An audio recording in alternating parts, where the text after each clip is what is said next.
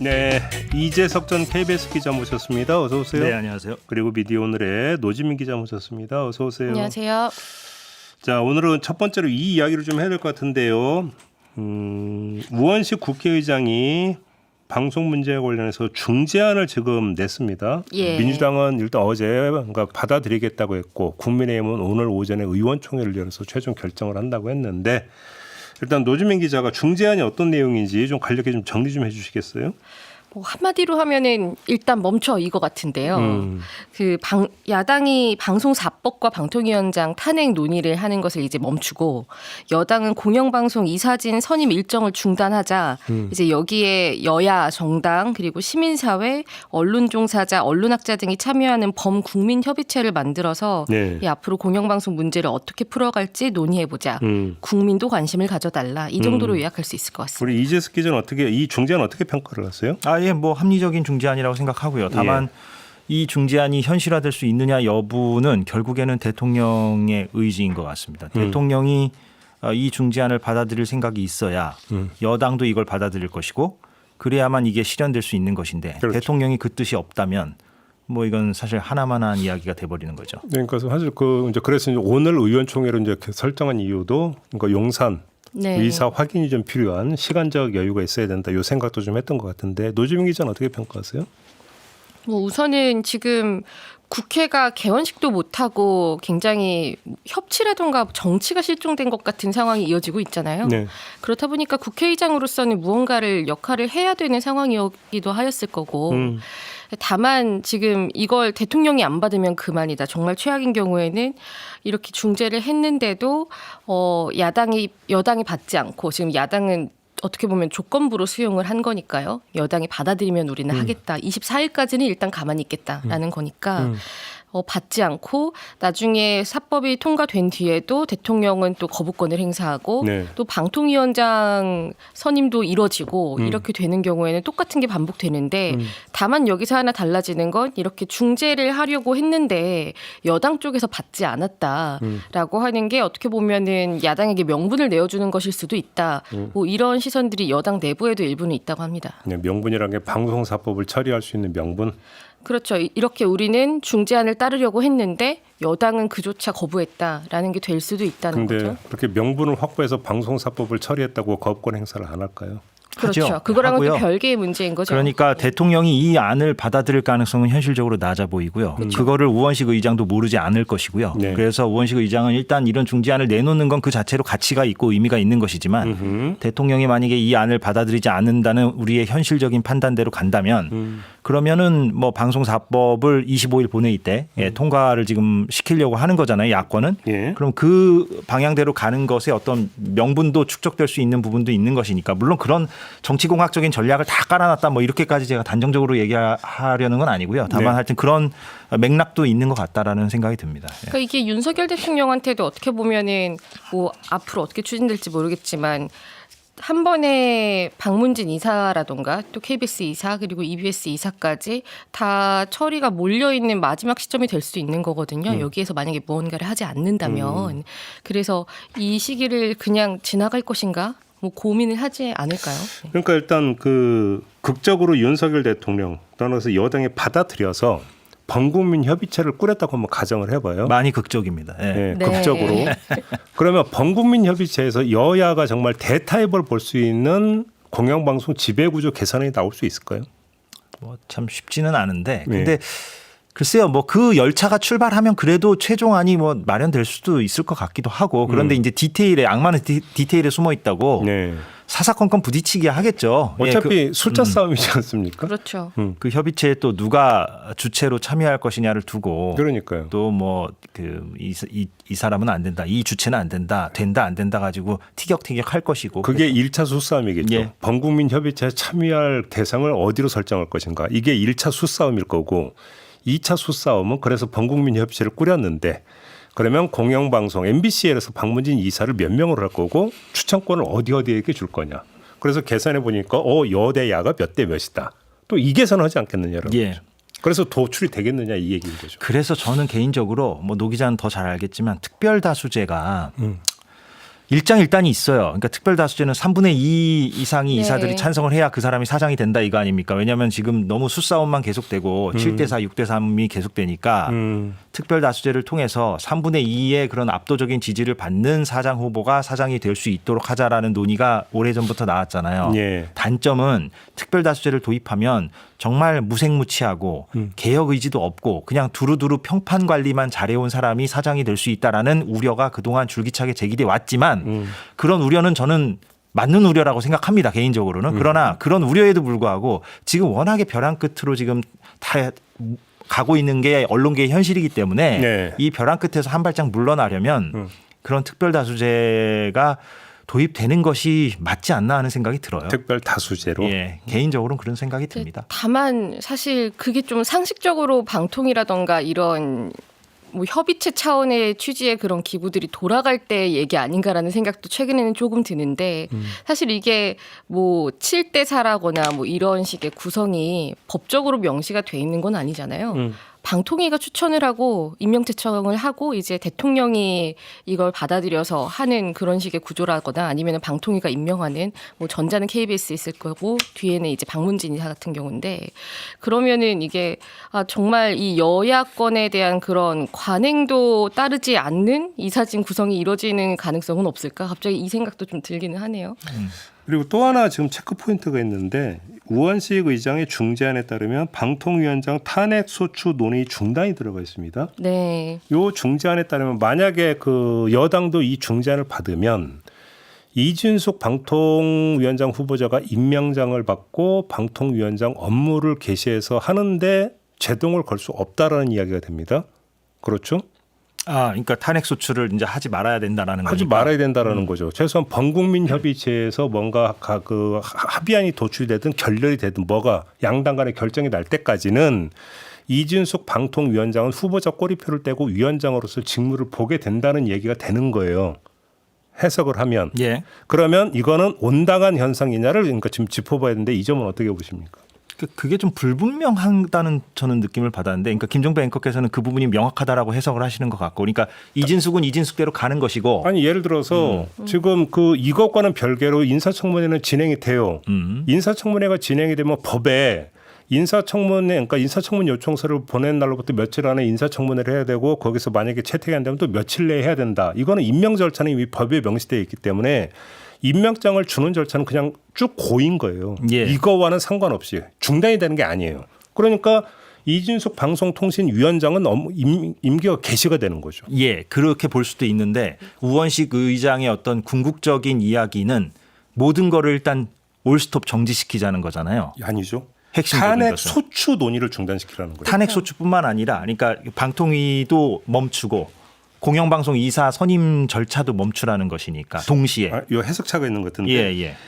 정부 여당이 요구한 건 방통위의 파행적 운영을 즉각 멈추라 이 내용이 있어요.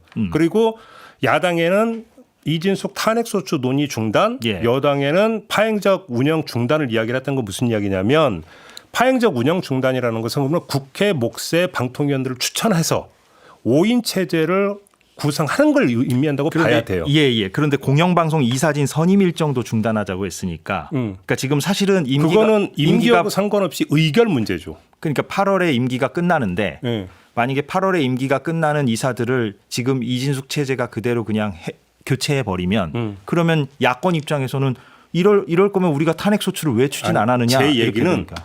이진숙 그 방통위원장이 후보자 꼬리표를 떼고 위원장 임기는 개시가 되는데 이 만약에 중재안이 만약에 받아들여지면 예. 범국민 협의체에서 그러니까 뭐 단일안이 도출되는 결렬이 될 때 그때까지는 공영방송 이사 선임은 의결을 하지 말라라는 얘기죠. 그렇죠. 스톱되는 거죠. 다만 예. 위원장 직무는 봐라라는 뜻으로 해석을 해야 되는 거예요. 그걸 그걸 제외한 위원장 직무는 볼 수 있다로 해석을 하는 게 맞는 거죠. 예. 이 경우에는. 지금, 그러면 이진숙 체제라고 하는 이진숙 위원장을 인정하느냐라는 문제가 여기서 발생을 하는 거죠. 발생할 수 있죠. 발생할 수 있는데 그 지금 핵심 사안이 공영방송 이사진 선임 문제니까 그것이 스톱되면 사실상 이진숙 체제도 뭐 다른 부분에서 뭐 업무가 돌아갈 수 있을지 모르겠으나 네. 공영방송 이사진이라는 이 핵심 쟁점을 둘러싸고는 일단은 스톱되는 거는 맞기 때문에 예, 그렇죠. 그런데 뭐 가정의 가정입니다만 지금 이게 제가 이제 이 문제를 제기하는 것은 이제 그 다음 주에 이진숙 후보자 인사청문회가 예정이 되어 예, 있는데 24일, 예. 25일. 지금 야당이나 언론계에서 하는 것은 이진숙 위원장은 원천적으로 위원장 자격이 없다라는 없다라는 얘기잖아요. 거죠. 예. 그래서 지금 그 질문을 드리는 거거든요. 예. 그래서 대통령이 이 안을 받을 가능성이 낮다라고 봐야 될 것 같기도 하고요. 왜냐하면 이진숙 씨를 일단은 후보자로 임명한 대통령 입장에서는 사실상 인사를 거둬들여야 되는 상황인데 네. 어떻게 보면 예. 예. 그러니까 그러니까 그거를 요- 받을 가능성은 매우 낮아 보여요. 여기서 이걸 잘 봐야 되는 거죠. 자, 그 여기서 만약에 이진숙 체제는 그냥 인정하는 것으로 해석이 돼버린다면 범국민 협의체를 해서 2달 운영을 했는데 결론이 안 나면 그 순간에 결렬 선언하고 바로 땅땅땅. 그래서 공영방송 이사 선임 의결해 버릴 수가 있다는 것이죠. 예, 그럼 또 탄핵하려고 하는 거고요. 그렇게 예. 가는 거죠. 그러니까 그렇게 돼버리면 딱 2달 미룬 거 이상의 그 이상 이하도 의미가 없는 것이 돼버린다. 이 예. 중재안 이렇게 되는 것이죠. 예. 정리를 하자면. 그래서 그 점 때문에 이제 우원식 의장에 대해서 야권 내부에서 뭐 야권이라고 하지만 민주당 내부에서도 비판적인 의견이 있었다. 뭐 이런 얘기가 전해지고 있는 거고. 그리고 민주당에서도 조건부 수용이라고 하면서 여당의 수용 여부도 있지만 25일 본회의는 열어야 된다. 이런 입장을 계속 강조를 하고 있거든요. 네. 그러니까 그 뒤에 이진숙 위원장에 대한 탄핵 논의에 대해서 이어갈 만한 여지를 계속 남겨두려고 하고 있는 상황인 거고. 근데 어차피 네. 25일 날은 본회의를 열어도 이진숙 탄핵 소추는 불가능하죠. 왜 그렇죠. 그러냐면 네. 그건 임기가 개시돼야 성립이 되는 얘기니까 탄핵 네. 소추는. 예. 그러니까 두 가지가 약간 구분되면서도 그렇게 되는 건데 그때는 이제 방송법만 있는 게 아니고 뭐 민생회복지원금, 전세 사기 피해자 그렇죠. 지원 특별법 이런 법들이 다 있기 때문에 다른 것 때문에 네. 하자는 거죠. 예. 다른 것 때문에 하자는 거죠. 예. 여야 합의가 이루어지면 방송사법은 25일에 처리 안 하는 안 되는 거고요. 네. 예.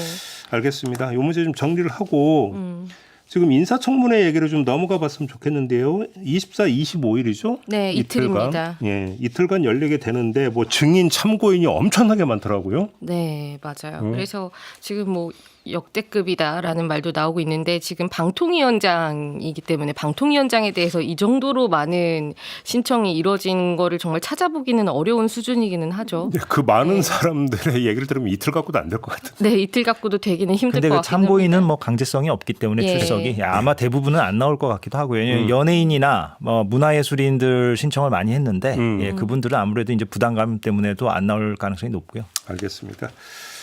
다음 주에 아마 한 이슈는 인사청문회가 될 것 같고요. 네. 아무튼 지금 그 방송통신위원회에서 MBC, KBS 뭐 이사 지원자 접수를 받았잖아요. 예. 상당히 많이 있던데 면면들 어떻게 평가하십니까? 뭐 한 사람 한 사람 여기서 지금 따로 떼어서 평가하기 힘들 것 같고 그렇죠. 좀 총평을 하신다면 어떻습니까, 이재석 기자님? 아 저는 글쎄요 미디어 오늘 기사 같은 걸 보면은 그 면면 하나하나에 대해서 디테일하게 아주 잘 분석들을 해놨고 과거에 어떤 행보를 보였고 어떤 언행을 보였는가를 잘 지적을 했더라고요. 근데 네. 제가 그걸 뭐 열거하는 거는 조금 생략하고 저는 그 시민적 관점에서 국민들 입장에서 보면은 뭐 홍길동이 과거에 이런 말을 했다, 극우적인 언어를 했다, 혹은 언론계에 종사했을 때 어떤 퇴행적인 행보를 보였다라고 지금 제가 얘기를 해봤자 조금 뭐 그런가 보다 하실 수도 있기 때문에 저는 이제 엄기영 씨가 이제 눈에 띄던데 대중들도 잘 아시는 분이니까. MBC 사장을 지낸 분이죠. 예, 그 전에는 뭐 사실 손석희 앵커 이전에 앵커의 대표 주자 하면 엄기영이었고, 바바리. 예, 파리 특파원도 했었죠. 바바리라고 하면 안 되는구나.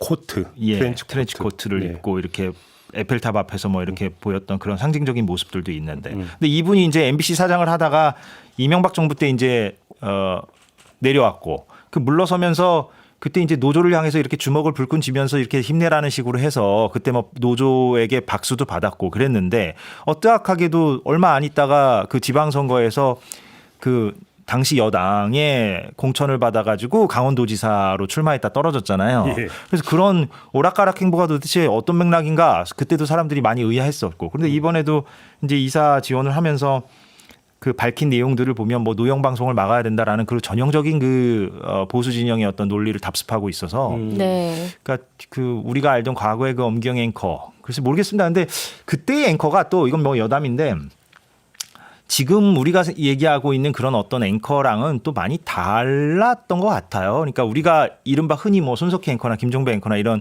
우리가 지금 요즘 얘기하는 앵커들은 질문하는 앵커의 역할이 매우 큰데 바람직하죠. 근데 그때 과거의 어떤 아주 오래전의 앵커들은 사실상 메인 뉴스에서 매우 노출은 잘 되지만 시청률이 워낙에 높았으니까 그때 두 자릿수였으니까. 그런데 이렇게 뭔가 질문하는 앵커라기보다는 그 프롬프터에 이렇게 적힌 그 멘트를 아주 맛깔스럽고 요령 있게 소화하는 어떤 앵커 정도에 머물렀던 앵커기 때문에 지금의 앵커의 역할하고는 많이 달랐던 앵커, 매우 제한적이고 작은 규모의 어떤 앵커가 아니었나 하는 생각은 들고요. 뭐 여담 차원에서 말씀드리자면. 알겠어요. 예. 노지민 기자는 좀 눈에 띄는 지원자가 있던가요? 뭐 이미 많이 보도가 됐기 때문에 뭐 MBC, KBS 같은 경우는 뭐 내부에서 서로 이 회사를 망쳤다라고 비판받는 분들이 많이 집중이 됐다라는 이야기들이 나오고 있는 것이 있고 그 여권 이사분들 중에서 연임에 도전하는 분들이 있어요. 근데 그 중에서 좀 공통점으로 뽑히는 부분이 이제 차기환 방문진 이사 같은 경우 그리고 이동욱 KBS 이사 같은 경우에는 이제 5.18 민주화 운동 관련해서 뭐 폄훼라던가 뭐 허위 주장을 했던 것으로 많이 알려진 그런 공통점들을 꼽아볼 수 있을 것 같고요. 그리고 이제 방송계 출신 분들은 저희가 좀 많이 다뤘잖아요. 뭐 기사나 뭐 이런 곳에서. 근데 검사 출신 인사들도 좀 눈에 띄는 분들이 있거든요. 네. KBS 이사 지원한 송인택 변호사 같은 경우에는 울산 고래고기 환부 사건 때 이제 울산 지검장이었고 그리고 그 지원서에 본인의 전문성을 기술하는 부분에 또 이 내용을 썼어요. 본인이 검사 시절에 했던 일들을. 그래서 이 점이 KBS 굉장히 이사랑 뭔 상관입니까? 그렇죠. 그래서 그 점이 굉장히 인상 깊었다고 해야 될까요? 아무튼 눈에 띄었고 그리고 광우병 관련 보도 언급하면서 PD 저널리즘의 폐해가 빈발하고 있다 이런 주장을 했던 게 이제 방송사 공영방송 이사로서 지원하는 것에 있어서 어떤 시각을 갖고 있느냐가 좀 드러난 부분인 것 같아요. 전직 검사 법조인으로서. 그리고 이제 방문진 이사 지원자 중에서는 그 2019년에 조국 당시 법무부 장관 임명을 공개 반대했던 검사 출신 이제 임무영 변호사라는 분이 있는데 이분 같은 경우에는 그 시사인 정의상 기자, 오마이뉴스 구영식 기자가 펴낸 그 검사와 스폰서 묻어버린 진실에 등장한 인물이기도 합니다. 이렇게 좀 여러 사건으로 많이 이름이 올랐던 분들이 지원을 했다. 뭐 이런 부분도 뽑아볼 수 있을 거고요. 저는 면면보다 더 궁금한 게 이 많은 숫자 중에 내정자가 있을까 없을까? 저는 그게 더 궁금하던데요. 그렇죠. 그게 내정자라 가장 중요한 하면은 뭐 것이죠. 용산의 뜻. 그렇죠. 이미 사실상 낙점을 받고 너 지원해라 라고 해서 지원한 사람이 있을까? 아니면 정말로 백지 상태에서 거기서 이제 낙점이 이루어지는 걸까? 저는 근데 그게 충분히 있을 수 있고요. 이거는 뭐 현 정부만의 얘기가 아니라 그러니까 과거에도 뭐 이런 방송사뿐만 아니라 어떤 주요 공공기관의 어떤 그렇죠. 고위직 관련해서는 사실상 뭐 내정자들이 많이 있었으니까. 제가 볼 예. 때는 이 중에 그러니까 특히나 내정자 중에는 이사장 같은 경우는 사전에 내정을 해놓고 그러니까 내밀한 이야기 속에 지원을 해라. 이랬을 가능성이 대단히 높다고 봐야 되지 않겠습니까? 그렇죠. 예. 그 누굴까가 저는 궁금하다. 네, 저 이제 이사장이 연임을 하는 경우도 있고 새로 지원하는 분이 이 정도의 이력을 가진 사람이라면 아마 이사장을 노렸을 것이다라고 뭐 꼽히는 분들도 있는데 여기서 누군가를 특정해서 말하기는 조금 뭐 알 수는 없는 부적절한 거니까. 측면이 있고 알 그렇죠. 수도 없는 거고 그렇죠. 알고 싶은데 그러니까 이게 네. 공개적이 되면 이제 내정이 아니라 지명이겠죠, 뭐. 그렇죠. 그죠? 근데 이건 네. 있을 수가 없는 일이니까. 그러니까 어느 정도로 공감대를 맞춰 보았나 뭐 이런 것들이 고려되지 않았을까라는 추측을 해볼 뿐인 거죠. 그러니까요. 거기서 네. 이제 그 몇몇 눈에 띄는 사람이 있더라. 네. 근데 확인할 수가 없으니까 얘기는 안 한다. 뭐 이 그렇죠. 정도가 되는 거겠죠. 근데 네. 이제 좀 MBC랑 KBS랑 비슷하면서도 약간 다른 부분들이 있는데 KBS 같은 경우는 좀 KBS 출신 지원자분들이 과거에 특히 이명박 정부 때 정치인들 특히 그중에서 대통령에 대해서 홍보 논란의 그런 방송들을 밀어붙였던 이력이 있는 분들이 있었고 그리고 MBC 같은 경우에는 이제 노동 탄압, 뭐 노조 탄압 이런 쪽으로 논란이 됐던 인물들이 좀 여럿이 보인다. 이렇게 구분을 해볼 수는 있을 것 같아요. 알겠습니다. 자, 이 문제는 이렇게 정리를 하고 하나만 좀 더 짚어보죠. 간만에 TBS로 좀 가야 될 것 같은데요. 네. TBS가 다시 지금 뉴스를 타고 있습니다. 우리 노지민 기자가 간략히 어떤 내용인지 정리 좀 해주시겠어요? 네, 지금 TBS도 대표 대행 체제로 이어지고 있거든요. 굉장히 불안정한 상황인데 네. 지금 이성구 대표 대행이 지난 총선에서 국민의미래 비례대표 출마를 신청했던 코미디언 출신 유튜버 분이 있어요. 이분을 방송 진행자로 앉히려고 하면서 굉장히 내부 반발이 거센 상황입니다. 네.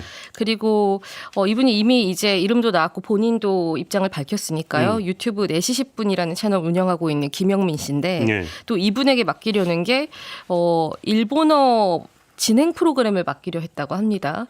이게 일본어 보통 이제 TBS에서 하는 것들은 뭔가 교육 느낌의 그런 외국어 프로그램이 있었는데 TBS 네. 채널 EFM이라고 있는데 그렇죠. 거기 진행자 얘기는 좀 예. 외국어 방송이거든요. 예. 네. 그런데 이전과는 또 다른 형식으로 그리고 사장이 이렇게 낙점을 해서 위에서 내리꽂는 낙하산처럼 이렇게 추진을 하고 있다라는 것 때문에 논란이 되고 있고. 저는 근데 이 뉴스 보고 제일 궁금했던 게 있다. 이거저거 떠나서 출연료는 준대요? 그래서 지금 본인이 밝힌 거로는 뭐 최저시급 수준으로 하려고 하는 것도 하지 못하는 상황이다라는 취지를 본인 유튜브 채널 커뮤니티에 밝힌 걸로 알고 있거든요. 그러니까 지금 남아있는 직원들도 지금 그 임금이 깎인 상태잖아요. 네. 출연료 지급이 가능한가 일단 제일 궁금해서. 그래서 이성구 대표 대행이 한 말 중에서 조금 반발을 산 발언 같은 게 지금 뭐 여러 가지를 고려하고 있다라고 하는 것 중에서 뭐 국민의힘이 좋아할 만한 그런 진행자다라는 취지의 발언을 했다고 해요. 이거는 TBS 내부의 노동조합들을 통해서 알려졌는데 이성구 대표 대행이 그런 말을 했다고요? 그런 말을 했다고 이제 양대 노조를 통해서 전해진 부분이 있습니다. 네. 네. 국민의힘이 좋아할 거다? 네. 그래서 좋아해서 그럼 어떻게 하겠다라는 건데. 그래서 지금 이렇게 어려운 상황에서 대표 대행으로서 뭘 우선순위에 놓고 고려하고 있는지 네. 정말 이런 말을 했다면 뭐 그게 좀 많이 드러난 발언으로도 해석이 될 수 있는 지금 거죠. 그 얘기는 여권에 대한 교섭용이다 뭐 이런 얘기가 되는 겁니까? 아, 우리 이렇게 노력하고 있어요. 뭐 이런 차원이라는 얘기가 되는 겁니까? 뭐 여러 가지 해석이 나올 수 있는 발언이죠. 뭐 그런 맥락으로도 네. 해석이 될 수 있을 것 같아요. 그러니까 그래요? 뭐 코드를 좀 맞춘다라는 만약에 이 말이 사실이라면 네, 노조의 전원이 사실이라면 네. 그렇게 해석될 수도 있을 것 같고 저는 뭐 그 어떤 보수 성향의 진행자 혹은 진보 성향의 진행자가 저는 있을 수 있다고 보고요. 다만 이 그 김영민 씨 같은 경우는 엊그저께 이제 총선을 출마했었던 사람이잖아요. 그쵸. 낙선을 하긴 했지만 그러니까 조금 어느 정도의 좀 시차는 좀 필요하지 않나. 또 당정 문제는 또 어떻게 될 것이냐 이런 부분도 있고 또 이분이 이제 유튜브라는 매체 특성도 있기는 합니다만 본인의 채널에서 좀 극단적인 주장도 꽤 펼쳤던 분이라서 네. 그런 게 이제 우려되는 거죠, 사실은. 그런데 사실 이렇게 얘기하고도 다소는 허무한 감도 드는 게 지금 TBS가 생존이 왔다 갔다 하는 그런 상황이잖아요. 그렇기 때문에 이게 어떻게 보면 내부 구성원들에게 제가 좀 표현을 조심스럽게 말해야 되는데 그러니까 중요한 문제가 아니라는 얘기는 아니고요. 다만 지금 생존이 왔다 갔다 하는 상황에서 어떻게 보면은 참 뭐 그냥 허탈한 수준의 사건일 수도 있다. 아, 예. 어떤 근데 맥락인지 아시잖아요. 예. 여기서 잠깐 새길로 하나 빠져갖고 제가 한번 평소 그 문제의식을 좀 가져왔던 거에 대한 좀 질문을 드리고 싶은데 뭐 방송사 이름은 얘기를 안 하겠습니다만 청와대 수석을 지냈던 사람이나 국회의원을 지냈던 사람을 시사 프로의 진행자를 시키고 더 나아가서 뉴스 앵커를 시키는 경우가 종종 있었어요 최근에. 있죠. 예. 기억하시죠? 제가 어떤 사례를 지금 염두에 두고 말씀하시냐. 네. 과거에도 있었고 최근에도 있고 다 있어요. 어떻게 평가하세요? 그게 있을 수 있는 일이라고 평가하십니까? 어떻게 생각하세요? 근데 저는 조금 약간 열려 있긴 해요. 그러니까 뭐냐면 그러니까 뭐 그 시차가 어느 정도 되어야 하는가에 대해서 딱 뭐 두부 자르듯이 이렇게 할 수는 없는데 네. 당적을 정리하고 어느 정도의 시차가 있다면 저는 정치 시사 프로그램을 과거에 정치 이력이 있다 하여 이렇게 뭐 MC로 기용하지 못한다라고 하는 것이 좀 너무 좀 엄격하지 않나라는 생각도 있어요. 가령 표창원 전 의원 같은 경우도 예. 이제 정계 은퇴를 선언하고 나서 그리고 사실 그렇게 오래 걸리지는 않은 상태에서 이제 MBC 라디오를 하지 않았습니까? 네. 저는 있을 수 있다 보거든요, 개인적으로. 그리고 그분이 아까도 제가 말씀드렸듯이 되게 극단적인 성향의 캐릭터이냐 여부가 되게 중요한 것 같아요. 가령 고성국 씨가 KBS 라디오를 진행할 때는 그 사람이 뭐 당적이 있고 없고의 문제가 아니라 그의 어떤 행보나 언어가 워낙에 극우적이었기 때문에 우리가 문제를 삼았던 거잖아요. 네. 그래서 그런 차원으로 좀 정리하면 어떨까 하는 생각이 들어요. 뭐 타방송사지만 얘기를 다 하자면 유튜브니까 뭐 이철희 전 수석이 지금 주말에 CBS에서 네. 이제 방송을 아, 진행하는데 예, 그 사례도 있네요. 예.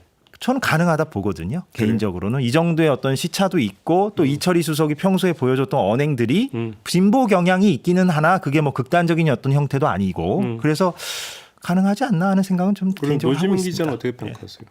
저는 이제 본인이 가지고 있던 전문성을 가지고 뭐 어느 정도의 숙려 기간이라고 할 수 있는 기간을 거쳐서 뭐 패널로 출연을 한다거나 뭐 이런 것들과 진행을 맡는 건 좀 구분이 돼야 될 필요가 있을 것 같아요. 그리고 이 극단적인 발언 뭐 예를 들어 정말 누가 봐도 뭐 역사를 부정한다거나 이런 것들이라면 조금 판단이 쉬울 수 있지만 그게 아니라 편향적이란 것만 기준만 놓고 보면은 어느 정도는 괜찮고 어디까지는 이거는 용인할 수가 없다라는 걸 굉장히 자의적인 기준으로 나눌 수가 있기 때문에 지금 문제가 계속 반복이 되고 있는 거잖아요. 근데 어느 순간부터 굉장히 그 예전의 잣대가 많이 무너졌다. 그게 용인되고 있다라는 생각이 드는 지점들이 많이 있거든요. 뭐 MBC에서도 그런 진행자 논란이 있었고 또 지금 CBS에서도 있었고 뭐 KBS에서도 계속 있을 것이고 그런 상황인 건데 그래서 지금 이게 뭐 특별히 뭐 어느 정도의 기간은 지나면 괜찮다라고 정해둘 수는 없겠지만은 뭐 최소한 최근에 선거에 나왔던 분을 이렇게 기용을 하는 거는 누가 봐도 문제일 것이고 그리고 그 이전 같은 경우에도 되도록이면 지양을 하는 게 불필요한 논란을 만든다거나 뭐 이런 시비 같은 것들과 좀 자유롭게 할 수 있는 부분이 아닌가라는 생각이 좀 드는 부분이 있고요. 알겠습니다. 네. 그리고 사실 또 이번 건이 이성부대행이 이렇게 한 게 그 편성 관련해서 이런 자유 같은 것들을 억압하는 행위인 거잖아요. 뭐 그런 면들이 조금 많이 부각이 되면서 좀 논란이 커질 수 있는 사안인데 TBS 관련 사안들은 계속 이렇게 뭔가 힘든 상황이 조용히 이어지고 있는 것 같은 게 좀 안타까운 부분이 있고 제가 좀 전에 네. 그 질문을 드렸던 이유는 그 현 정부 들어서로만 그러니까 국한에서 얘기를 한 동안 그 뭐 보수정 등 이런 데서 패널 구성의 불균형성을 얘기를 되게 많이 했어요. 네. 패널 구성의 불균형성을 이야기를 많이 하는데 어찌 본다면 프로그램이 한 방향으로 나가는 데 있어서 더 큰 영향력을 행사할 수 있는 게 진행을 맡고 있는 사람인데 진행자의 얘기는 거의 그러니까 제기를 안 하더라는 거죠. 그러니까 네. 정치 이력을 가지고 있는 진행자. 그럼 이거 뭔가 좀 앞뒤가 안 맞는 거 아니냐. 옳고 그름은 떠나서. 그렇지 않습니까? 이제 그래서 한번 평소 궁금해서 두 분께 좀 그 질문을 좀 드렸던 거고요. 그거는 정말로 지금 사실 잣대가 이중잣대가 너무 명확한 거죠. 뭐 그러니까. 이거를 평가를 할 만한 영역에 있는 부분이 아닌 것 같다는 생각이 그런데 들고. 그냥 아예 그 노골적으로 얘기를 하자면 유튜브 방송이니까 가령 SBS 아침 프로그램 김종배 시선집중과 경쟁하는 김태현의 정치쇼 같은 경우는 김태현 변호사가 지금 진행하고 있는데 아주 옛날이긴 합니다만 과거에 출마했던 경험이 있어요. 현 그 보수정당 계열로. 근데 지금 김태현의 정치쇼를 제가 들어봤을 때 큰 문제는 별로 없습니다. 내용적으로 보면 그 진행자가 뭐 한쪽으로 뭐 이렇게 편향되거나 이런 건 아니에요. 다만 이제 누구하고 친하졌냐라는 예, 뭐, 역질문을 받기도 예, 막 뭐 한동훈 전 비대위원장과 친하냐 뭐 이런 얘기는 나오지만 제가 볼 때 예. 친구인 걸 어떻게 해요? 근데 예, 그 뭐 친구인 것도 또 죄도 아니고 예, 같은 그거야 학교 나온 뭐 게 같은 죄냐고 학교 그러니까. 서울대법대 뭐 선후배인가요? 동기인가요? 그렇다면서요. 그러니까 무슨 얘기냐면 내용적으로 판단하면 될 것 같아요. 표창원, 뭐 이철희, 또 김태현 다 그런 이력이 있긴 하나. 그리고 미국도 제가 지금 언뜻 기억나는데 피트 윌리엄스라고 ABC 앵커인가? 그 사람도 부시 행정부 아버지 부시 행정부 때 이렇게 백악관에 있었거든요. 근데 나중에 이제 ABC인가 어디 가서 이제 앵커도 하고 그래서 저는 그거를 좀 내용적으로 평가하면 어떨까 싶고 또 시차가 가령 엊그저께 총선이 끝났는데 바로 뭐 진행자로 온다라든가 이런 건 좀 문제죠. 그러니까 그 시차가 그럼 어느 정도 숙성되어야 하느냐는 뭐 칼처럼 이렇게 나눌 수는 없는데 그러니까 그런 어떤 불문율이나 어떤 문화가 좀 정착되는 게 좀 중요하지 않나 하는 생각은 들고. 알겠습니다. 예. 자, 그 TBS 얘기로 좀 다시 돌아가서 근데 이성구라는 이분은 어떤 분이에요?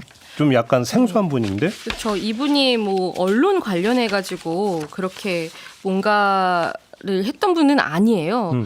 따지고 보면은 사실 공정위 쪽에서 오래 계셨던 분이거든요. 공정위 출신으로 있었고 2008년에는 이제 대통령실에 파견된 형태로 또 근무를 하기도 했었고요. 그 당시에는 청와대였죠. 예. 네, 그리고 최근까지도 이제 공정거래위원회에서 일하다가 그리고 2015년에는 파이낸셜 뉴스에서 소비자경제연구소 소장을 맡기도 했고요. 그러니까 이분은 어떻게 보면은 뭐 공정거래위원회 그리고 굳이 분야를 따지자면은 뭐 경제 규제라던가 뭐 이런 규제 관련 분이지 방송사 대표를 맡을 만한 이력을 찾아보기는 좀 어려운 굉장히 독특한 이력을 가지고 있습니다. 알겠습니다. 그럼 김영민 씨가 진행을 맡는 거 확정이 된 건가요? 그래서 이게 굉장히 애매한 것이 김영민 씨 본인은 문의를 나눈 건 있는데 구체적으로 진행된 건 없어서 당황스럽다 이런 입장을 밝히기도 했거든요. 확정해서 이제 그러면 언제부터 방송 개시한다 이런 것도 정해진 건 아니고? 그러니까 본인의 주장은 그렇게까지 논의를 하진 않았다. 그런데 이렇게 불거져서 당황스럽다. 예. 뭐 이것도 그 KBS 역사저널 그날 때 조수빈 씨 측 소속자가 밝힌 입장이 또 생각나기도 하더라고요. 진짜 거기는 그건 어떻게 정리가 됐어요? 그거는 진짜 역사적으로. 그건 지금 일단 올스톱이죠. 네, 그렇죠. 그냥 사실상의 폐지 상태인 거죠. 지금 상황에서는. 그래서 다시 이제 시즌을 개막할 수 있느냐의 여부인데, 네. 그러니까 한가인도 아니고 조수빈도 아닌 형태로 지금 그럼 또 이제 프로그램이 날아가 버린 거죠. 제3자가 저기 되는 겁니까? 지금 일단 참. 프로그램의 존폐 여부 자체가 불확실한 상황이라서. 네. 알겠습니다. 오늘 이야기는 좀 이렇게 마무리해야 될 네. 것 같네요. 두 분과 함께했고요. 고생하셨습니다. 고맙습니다. 네, 저도 물러가겠습니다. 고맙습니다.